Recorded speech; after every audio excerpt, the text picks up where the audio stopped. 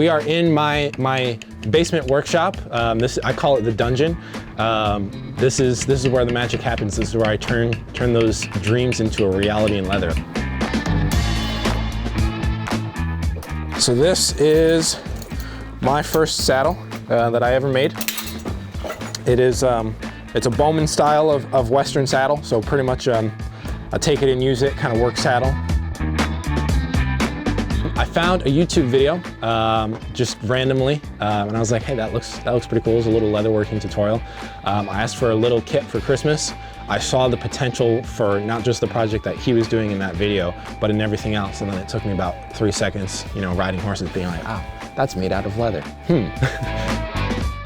I am a horseback riding instructor. I'm certified to do that, and so that's kind of the two halves of my life. They come together beautifully. I say I started doing it as a business by accident. You know, people was just like, hey, can you make me this? And I'll throw you a couple bucks for it. And you know, then I realized like, oh, I could actually like, you know, make this a real thing. My name is Noah Heft. I'm a custom leather worker and saddle maker right here in the heart of Connecticut. Every piece of leather that goes onto a saddle goes on pretty wet. I'm working on a Wade saddle here, and I'm going to trim all of this excess leather around this piece here, which is called the saddle horn. So a basic saddle with no decoration on it is going to take me about 40 hours. It takes about 2 full cowhides to make a saddle. On ranches and everything, the way they rope with their lasso is they'll obviously throw the rope, and then they'll wrap it around the horn. It's called dallying. So this has got to be really sturdy. This is a thick wood post one. This is called the ground seat here, which is then going to get covered up by you know, the actual seat, which is what's going to look nice. I want everything to be precise. I don't ever roll out a piece of leather and just start making cuts, because again, it's expensive and it's an animal product, you know, something died for that. And so I want to treat it with respect and get the most use out of it that I can, and not waste anything. So, and that goes back to sustainability as well. This is an old farrier's rasp for horseshoeing. I use the old ones just because the new ones are too sharp. I like them a little bit more dull. I drew this right on the leather. And then I take a knife called a swivel knife, and I cut in all of the lines. And then this is all done while the leather's pretty wet.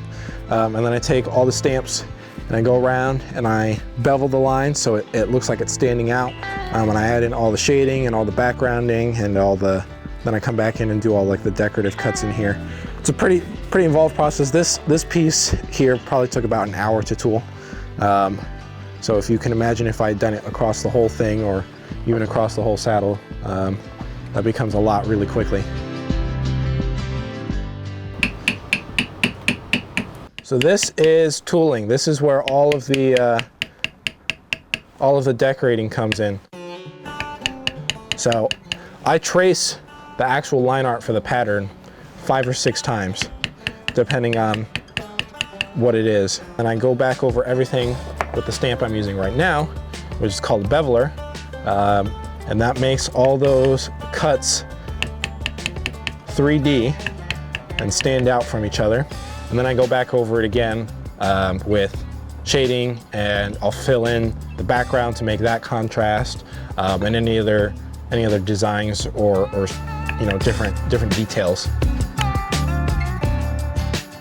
I buy what's called Herman oak leather. It's from one of the only 2 US tanneries. They use only American cowhides. I'm gonna work from the back side of this. We're just gonna make a bag real quick.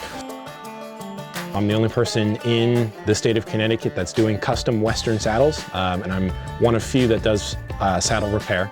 And on top of all that, I make belts and wallets and bags and, you know, guitar straps and gun holsters and, you know, pretty much anything you can think of that can be made out of leather. They do have a lifespan. Leather doesn't last forever, but if you take care of it and it's made well, it's going to last you a couple generations. And so the way this bag goes together is I sew it inside out. Honestly, for me, the most exciting thing is finishing a project and sending it out to whoever ordered it, and knowing what it's going to be used for and how it's going to be used, and knowing that I made it and somebody's you know, getting use out of it, enjoying it, but also in some cases relying on it for their day-to-day work. That's to me is what's the most fulfilling and the most satisfying. I take a lot of joy in knowing that I'm not only keeping this craft alive, but also kind of in a sense bringing it back, especially to the Connecticut area. You know, I don't know if there was ever a Western saddle maker, or when the last one was around here, when they last existed, but you know, we're back. The West is back.